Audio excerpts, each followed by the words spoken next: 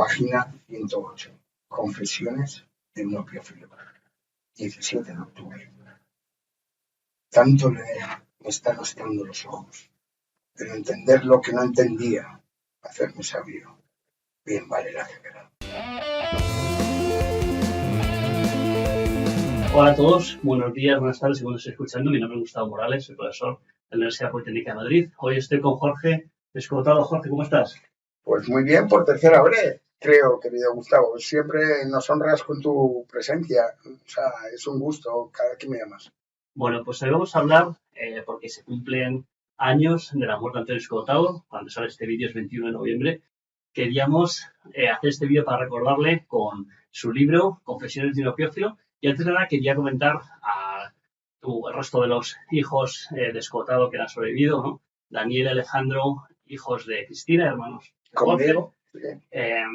Antonio y Rebeca, hijos de Mónica y Claudia, hija de Beatriz. Pues deciros que hacemos este vídeo con muchísimo cariño y muchísimo respeto hacia la imagen de vuestro padre y que, bueno, sale primordialmente en mi canal Value for All, que no es monetizable, no estamos aquí para ganarle dinero del viejo, para ganar dinero en su memoria, sino que lo hacemos con muchísimo respeto y, bueno, queríamos también que lo supierais. Sí, porque este libro, que a diferencia de otros, es un libro muy familiar, porque lo tuvimos que editar mi hermano Antonio y yo. O sea, realmente cuando se abrió el cuaderno, nadie lo había leído íntegramente en la familia. No sabíamos exactamente hasta qué punto era escandaloso de puertas adentro. De puertas afuera ya nos hacíamos una idea de que iba a ser bastante escandaloso, pero de puertas adentro también nos llevamos alguna sorpresa. Me acuerdo que editándolo con mi querido hermano Antonio, que toca la guitarra de maravilla y juega al ajedrez de maravilla, cosas que ha heredado de mi padre, pues a veces la congoja nos impedía seguir editando. Porque claro, cuando mi padre decía pues eso, que ya estaba deseando morirse, porque el libro, en el fondo, Gustavo, no sé si estarás conmigo, el tema principal es la muerte, ¿no? De hecho, da bastante mal rollo si lo lees muy de seguido, porque vas viendo cómo la decrepitud avanza, ¿no? Y cómo él es consciente, pero también es muy bonito cómo él se intenta, preparar para eso, ¿no? Y era muy bonito que él decía, hijo, yo practico el desapego. Y digo, pero ¿a qué te refieres, padre, con practicar el desapego? Dice, sí, hijo, no hay nada peor que una persona que patalea cuando el cuerpo la abandona. Y entonces yo no pataleo. Yo espero la muerte como espera un torero al toro. Y en el medio del ruedo, ¿no? Entonces, este libro fue, o sea, yo, por ejemplo, es el libro que más me cuesta leer porque es demasiado epidérmico para la familia. Realmente, aparte que aparecemos todo el rato por ahí, ha venido Jorge, ha venido no sé quién, esto y tal. Es un libro realmente, tampoco es un testamento vital ni filosófico, lo que es un Escotado que nunca se había conocido, responsable de que se vendieran 4 ediciones en un mes, que es Escotado en Pils. O sea, nunca hemos visto un pensamiento de Escotado que se pueda articular en 2 líneas, nada más. Bueno, ahora sí, con los tweets y tal se puede hacer, pero antes no. O sea, este libro está lleno de tweets antes de que naciera Twitter. Y la verdad que sí, a mí se me caía la lágrima cada 2 por 3, pero vale, entiendo que a mí me toca especialmente, al resto de mis hermanos seguro. ¿Qué te parece, Jorge, el tono que tiene el libro? Pues es un tono que está entre lo filosófico y lo personal. ¿Tú cómo lo ves? Bueno, mi padre decía que era un striptease. No le gustaba hablar de manera autorreferencial, nunca lo hace en su obra, salvo en 60 semanas en Trópico y en Mi vida privada, que son pues obras menores dentro de toda su bibliografía, y lo hace aquí. Entonces él me dejó muy claro, por favor, hijo, que se publique póstumamente. Y yo le dije, ¿pero por qué tienes tanto interés en que sea póstumo? Me dijo, porque si no, una turba gris vendrá y quemará mi casa.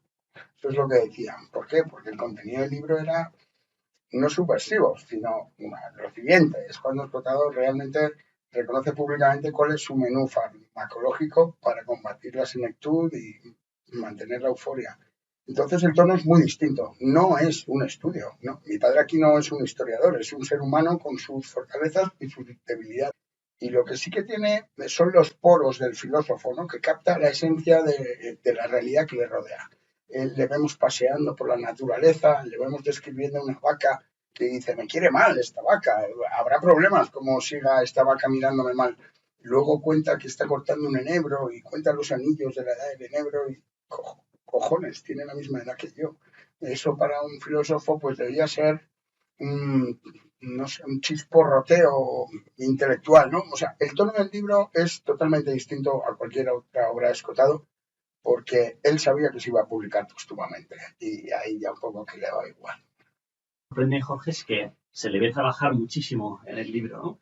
Y de hecho en algún momento dice que está deprimido, que hace un esfuerzo porque la familia no lo sepa, pero que la escritura de los enemigos del comercio, que ocupa buena parte del último tercio del libro o la mitad del libro al final, dice que le salva de la depresión, ¿no? ¿Cómo es esa parte del Escotado, que no es el Escotado drogota que algunos imaginamos que estaba todo el día volado de psiconauta, ¿no? Sino que estaba trabajando muchísimo, ¿no? Cuando leímos el libro y lo editamos mi hermano y yo, fuimos los primeros sorprendidos, porque mi padre nunca reconoció en vida que la depresión pudiera atacarle, ¿vale? Y además ahí lo dice en el libro, dice, intento que no se... Bueno, si luego ya un poco tienes conocimiento de la circunstancia como la tengo yo, debía estar de bajón farmacológico también, ¿vale?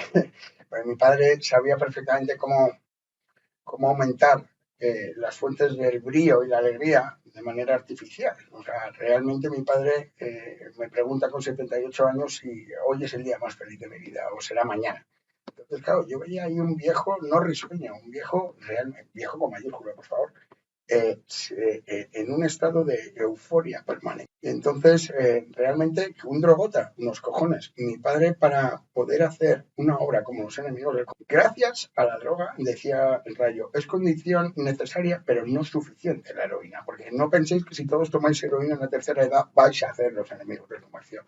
Pero claro, mi padre, sin los opiáceos, no digamos la heroína, que como te he explicado antes es el primer violín de una orquesta, sino todo el espectro de la familia de drogas de paz, por así decirlo, es la que permitió a Escotado trabajar hasta el último día con una capacidad incesante. O sea, realmente lo raro, yo no sé cómo decir, cuando me preguntan qué responder, ¿cuántas horas trabajaba tu padre?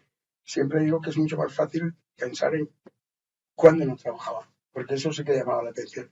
Entonces, sí, el trabajo es brutal. O sea, mi padre siempre, esa gran idea suya y lo único que realmente creo que merece la pena que se preconice del mensaje que él tiene con el consumo de drogas es la sobria ebriedad.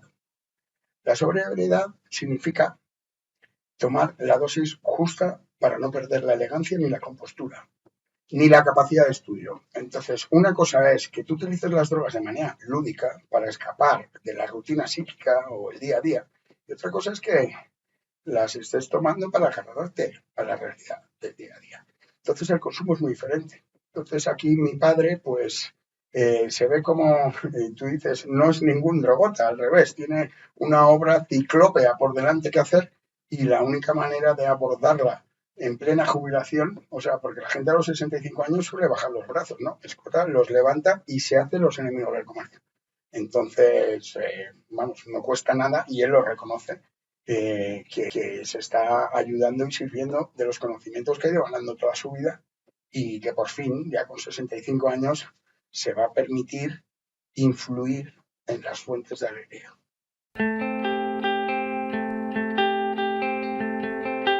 Bueno, Jorge, y lo que todo el mundo estaría esperando es que hablemos de la dieta farmacológica de tu querido padre, que para digamos, hacemos un pequeño spoiler, ¿no? Y es que realmente se drogaba con mucha mesura y, en cierto modo, creo que se debe tomar casi como ejemplo en el libro cómo habla de que es una dieta farmacológica para mantenerse en el tiempo y para no crear adicción. Cuéntanos cómo ves esto. Bueno, estoy de acuerdo en lo de mantenerse en el tiempo, pero él sí sabía que la dieta farmacológica creaba adicción. O sea, esto es inexorable.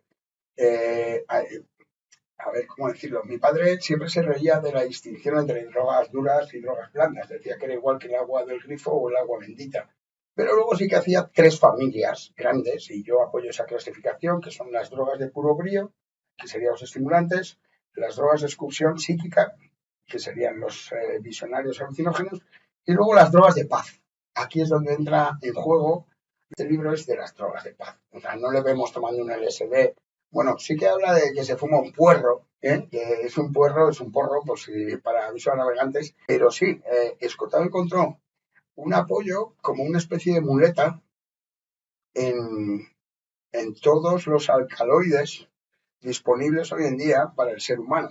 Y es que no era una opinión, era un hecho. Todos sabemos que el Láudano lo han tomado bastantes, pues Tomás de Quincy, por ejemplo, ¿no? O Cocteau. El emperador Marco Aurelio tomaba un haba de opio tebaico todos los días. Mi padre, cuando decidió emprender esta enorme empresa que es los enemigos del comercio, que le llevó 15 años de ejecución y como 17 o 18 de pensamiento, pues sabía que ya estaba casi decrépito y él estaba knocking on heaven's door. Y entonces era el momento de decir, vale, pues ahora voy a aplicar mi conocimiento farmacológico para conseguir una euforia artificial que me evite los achaques de la senectud. De la senectud. Y bueno, él un día me dijo, hijo, el día que me tengas que cambiar los pañales será el último día que me veas vivo. No llegó a producirse esa situación. Y también me dijo, el día que los achaques superen a la alegría diaria, me iré al otro barrio.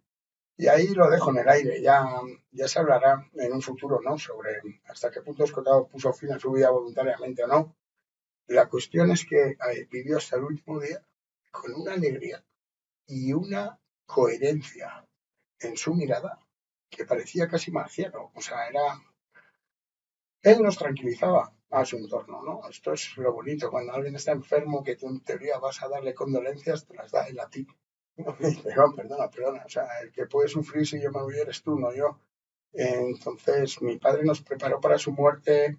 Este libro es un testimonio de cómo él va enfrentándose a la imagen que ve en el espejo cada día y cómo los desafíos intelectuales y una vida marcada por el destino, porque mi padre realmente yo creo que también acompañaba un poco a Antonio Escotado. Su destino estaba en las estrellas, él lo sabía, y entonces solo había una manera ya de llegar a ese cenit, y era utilizando la familia de las drogas de paz. Aunque me acuerdo que me decía, hijo, no aguanto levantarme 3 veces cada noche para mañana. Es que esto es un coñazo, es que la vejez, es que... Y murió con 80 años, que yo creo que es una edad digna, aunque ahora muchos dirían que muere muy joven, porque hay gente que muere con 94, con 98, pero Escotado tuvo siempre la sensación de vida cumplida. Y me decía, quiero descansar, si es posible, eternamente, pero no dejamos. ¿Y qué me dices de esta visión que él tenía sobre la glotonería, ¿no? Porque él, eh, por un lado, se drogaba, que para gran parte de la sociedad eso es como lo malísimo, y sin embargo la sociedad se queda como muy callada frente a, bueno, pues, gente que tiene un sobrepeso y va arrastrando una Exactamente. cantidad de kilos, ¿no? A ver, esto, mi padre como siempre iba al dato. ¿Qué causa más muertes en el mundo? ¿El tabaquismo o la obesidad?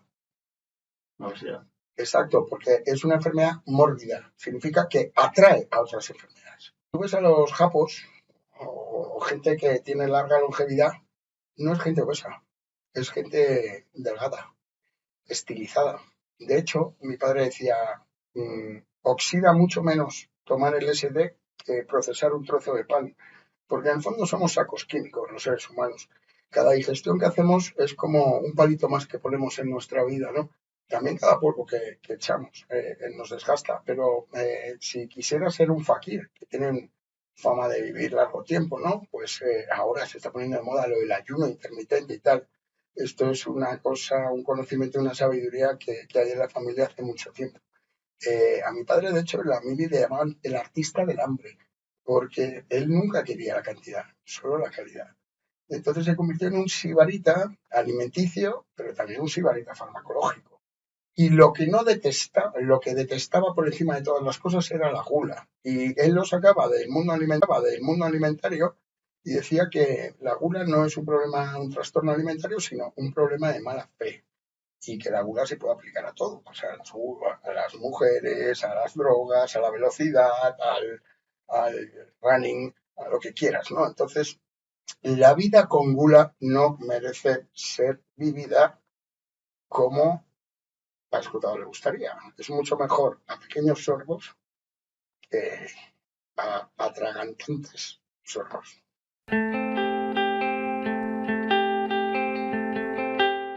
Y hay una cosa que dice en el libro, que es que cuando le da por hacer más deporte, nota que necesita reducir la dosis de droga que está tomando.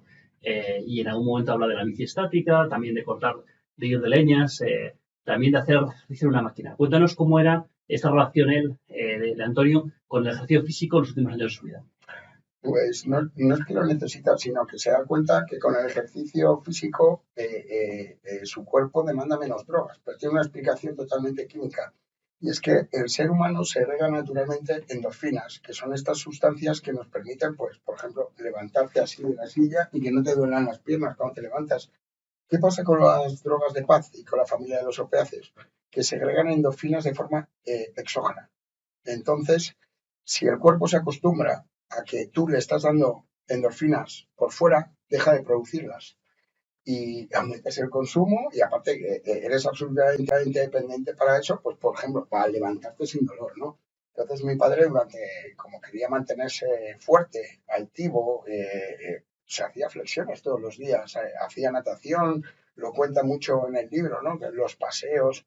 Eh, las drogas en sí y por sí no son buen negocio, o sea, hay que alternarlas también con vida familiar, con ejercicio físico. Entonces, no acostumbras el cuerpo tanto a algo que viene de fuera, sino que lo combinas con algo que viene de dentro. Como pues en las flexiones, la bici estática, vamos, me acuerdo de cuando hacía flexiones, de vez en cuando intermediaba un cigarrillo. O sea, eran unas flexiones de viejo socarrón. Él sabía perfectamente cómo funcionaba su cuerpo y bueno, mientras no nos abandona el músculo, que es algo que nos va a abandonar a todos porque lo vamos degradando, la producción de testosterona va bajando, es una cuestión natural. Entonces, ¿cómo podemos hacer frente a esto? Si además nos apoyamos en una muleta farmacológica, tendremos que apoyarnos en una muleta de esfuerzo diario. Y a mi padre ese sacrificio y tal le permitió también no caer en las hieles de la adicción demasiado pronto, en el sentido de no poder vivir sin la familia de los opiáceos. Pues ya, pues yo qué sé, cuando entró en los 70 largos, cuando ya no están indicadas las flexiones, no están indicadas la bici eléctrica, no está indicado el senderismo. O sea, ya un viejo que hace gimnasia como si tuviera menos de 50 años, un poco patético. Entonces mi padre se dio cuenta hasta el punto que era recomendable o cuando ya debía entregarse a las manos de Morfeo. ¿Y cómo era la máquina? ¿Es una máquina de estas de pesas lo que tenía? Es muy cachondo porque mi padre era el único que se veía en los anuncios de teletienda, ¿ves? Porque como él trabajaba por la noche, de vez en cuando encendía la tele y tal, y era cuando estaba o el porno del Canal Plus, este pixelado, o los anuncios de teletienda. Nos acordamos que compró un banco de pesas y luego lo compró otra vez y no se acordaban y llegaron dos bancos de pesas, creo, a casa. Y dice, ¿pero qué has hecho? Y dice, no sé, yo lo compré a las 5 de la mañana y tal. Y era un banco de pesas que permitía pues hacer así unas dominadas, luego te permitía hacer también unos ejercicios tal. Era gracioso, pero lo que más hacía era natación, flexiones y paseos. Y cortar leña, que también es muy bueno, porque la leña genera una frenética actividad de tu brazo derecho acompasado con tu respiración durante un momento muy limitado, que es mientras estás buscando el surco hasta que lo encuentras, porque mi padre cortaba de un lado, yo cortaba de otro con la sierra sueca y eso me era un ejercicio realmente, yo me acuerdo que nos vivificaba, por así decirlo. Entonces llegamos a casa y decía, hijo, unos huevos con chistorra, ¿verdad? Es el desayuno del leñador. Y una cosa que queda un poco como ya en el ámbito del mito y la realidad, ¿no? Es si realmente él, después de haber fumado 3 paquetes de tabaco a día durante muchos años y haber estado consumiendo también 3 gramos de caballo heroína al mes, si realmente eso le previno de contraer un cáncer. Él estaba totalmente convencido, y esto hablo a todos los médicos y lo reivindico. Y además lo sabéis, la familia de los opiáceos ralentiza el metabolismo.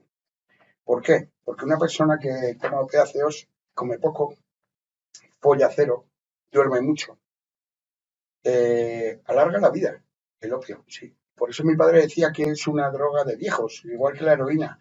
Y él estaba convencido de que podía tener varios cánceres encima. De hecho, estaba convencido de que tenía uno, ¿vale? Lo que pasa es que nunca se pudo demostrar, pero que él lo había conseguido larvar, o sea, conseguir que no se metamorfosease en una especie de metástasis, ¿no?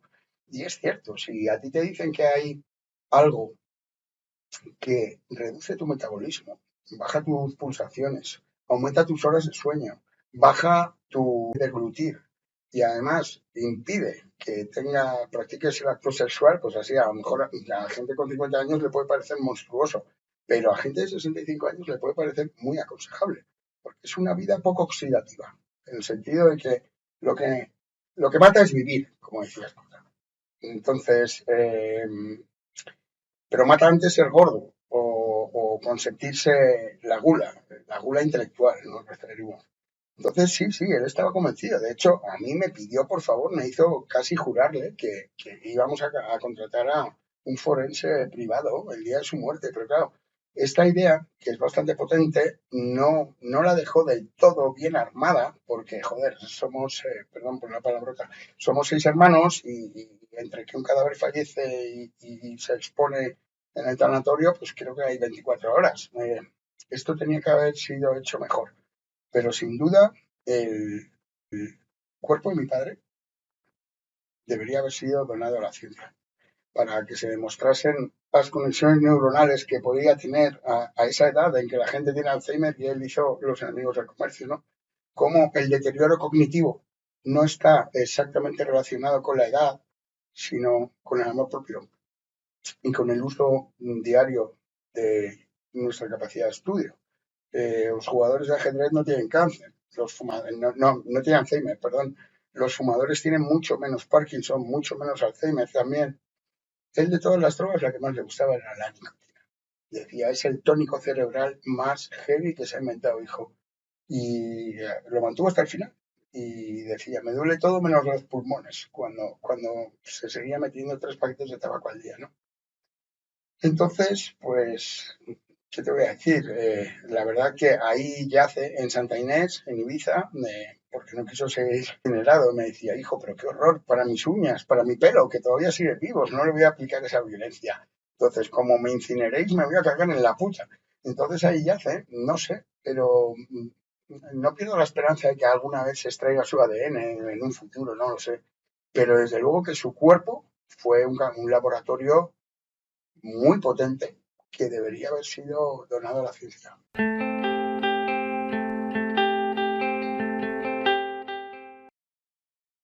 Bueno, Jorge, ¿cómo evolucionó tu padre de ser una persona de izquierdas y muy conocido por el tema de las drogas a pasar a ser conocido como un liberal o un libertario? ¿Cómo es ese paso que mucha gente diría que es imposible pasar una cosa? Sí, él decía que era el paso de inteligente a sabio. Y bueno, de alguna manera no se puede decir que Escotado sea de izquierdas, sea de derechas, sea liberal, sea progresista, sea socialista.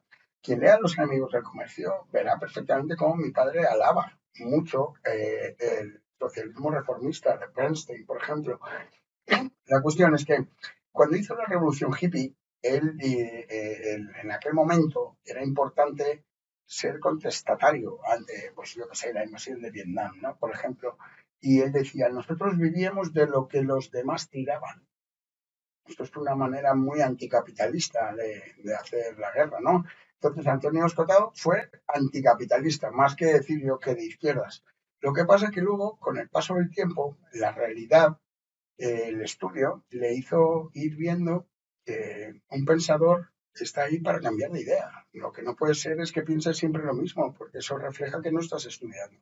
Entonces, mi padre estaba dispuesto a cambiar de idea siempre y cuando los datos lo demostrasen de manera inefable. Y entonces acabó siendo un defensor del liberalismo ultranza porque había estudiado varias veces la historia de la humanidad, primero con motivo de historia general de las drogas, luego con los enemigos del comercio, que es una manera de contar la historia de la humanidad desde un distinto crisol, pero es la misma historia de la humanidad. Se había dado cuenta perfectamente de que el capitalismo es el sistema económico el laissez-faire, la mano invisible de Adam Smith, el mercado no se regula, se autorregula.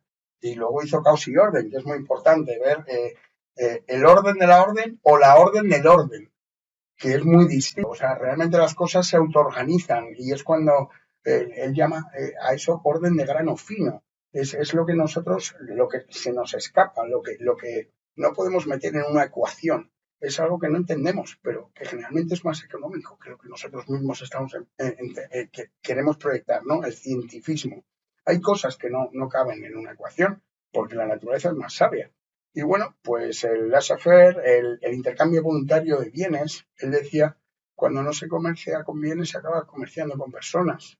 Lo había estudiado, él sabía perfectamente cómo se vendían en Constantinopla jovencitos, ¿no? De aquí de Europa que los capturaban, los captivi. Sobre todo tenían un alto precio en el mercado los pelirrojos. Fíjate qué tremendo, ¿no? Pues eso pasó hace pocos años, en pocos siglos relativamente. Entonces, realmente él se daba cuenta de que lo que decía Holbeck, creo, ahí donde no entra el comercio, entran las balas. Entonces, no hay nada más bueno para el ser humano que ser útil a otro ser humano. Entonces, realmente, al principio, él pasó de una política antimillonarios a decir que la mayor esperanza de un pobre es que haya más millonarios. ¿Por qué? Porque paga impuestos el rico y con esos impuestos podemos ayudar al pobre. O sea, el liberal no es el que quiere ir solo por su propio interés personal, no. El liberal es el que también está dispuesto a pagar una buena en impuestos para que no haya guerras civiles. O sea, el liberal es el que aboga por la igualdad de derechos y de oportunidades, pero por ninguna otra igualdad. O sea, se tiene que valorar perfectamente la meritocracia. No puede ser que tú quieras ganar lo mismo que yo cuando yo estoy trabajando 3 veces más.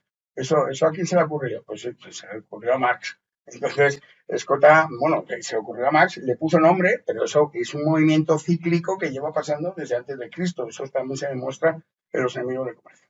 Entonces, mi padre era de izquierdas, era de derechas. A ver, emboscados, todos lo sabéis, Cotado es transversal.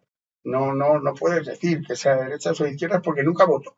Y luego nunca jamás aceptó venderse. Le ofrecieron programas, le ofrecieron entrar en gobiernos, pero no, él decía, pago con gusto el peaje de la independencia. Y el peaje de la independencia, pues muchas veces era la indiferencia. Por eso no le hicieron ni emérito ni catedrático cuando él solito tenía más libros que todo el edificio de la facultad, a lo mejor, ¿no? Entonces, no, es muy reduccionista decir izquierdas, derechas para Escotado. O sea, Escotado era una persona humilde intelectualmente, dispuesta a cambiar de opinión, pero dame un dato, y dame dos, dame tres, y si es así, cambiaré de opinión y no me costará reconocerlo. Y ahí es donde yo creo que se gana el aplauso de, de cualquier persona que vea la humildad intelectual ahí, ¿no? Decir, oye, yo pensaba esto, mi corazoncito me decía esto, pero mis estudios, mis lecturas me dicen lo otro. Entonces, reconoce que estabas equivocado, porque solo aprendemos de los errores, nunca. Bien, pues para acercarse a este pensamiento descotado, tenemos esta especie de pensamiento filosófico y ahí él nos explica que él está contento de haber podido dedicar su vida al estudio y que con la luz que él ha arrojado sobre la falta de conocimiento le puede servir a otros, ¿no? Y bueno, creo que este vídeo y este podcast que grabamos, Jorge, nos permite eso, ¿no? Pensar que las ideas de Scott están muy vivas y que nos siguen inspirando y que nos siguen arrojando la luz sobre muchos temas que conocemos. Sí, incluso desconocemos realmente cuál es la potencia del mensaje, porque cuando bombardeas desde todos los ángulos, Escotado va a ir ganando como el vino con el tiempo. Echaremos de menos personajes así, que no tengan miedo a reconocer públicamente que se han equivocado y estén dispuestos a arriesgarse al descrédito y al final consiguen el crédito unánime gracias a esa arriesgada iniciativa. Pues tenemos escotado para rato. Yo os lo digo que Escotado ya ha dejado de ser un escritor de minorías y un escritor para académicos. Escotado ahora es un escritor al que agarrarse si realmente valoras tu libertad y quieres vivir la vida sin miedo. Muy bien, pues muchas gracias, Jorge, por acompañarnos hoy y estaremos viéndonos otras veces. Gracias a ti.